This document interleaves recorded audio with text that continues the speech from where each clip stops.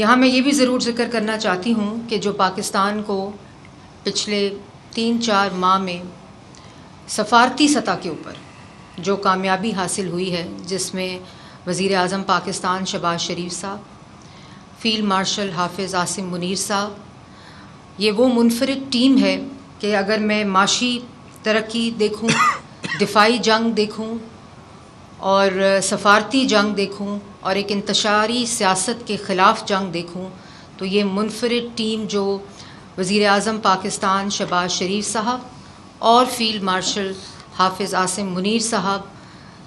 کی جو دن رات محنت ہے کہ پوری عالم دنیا کے امن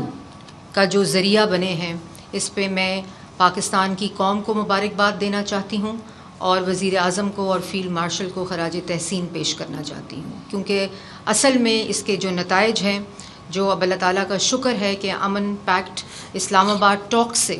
شروع ہونے والی جو نیگوسیشنز تھیں ایران اور US کے درمیان، وہ اللہ تعالیٰ نے اس میں بھی پاکستان کو سرخرو کیا، اور جس طرح پاکستان نے عالم امن کو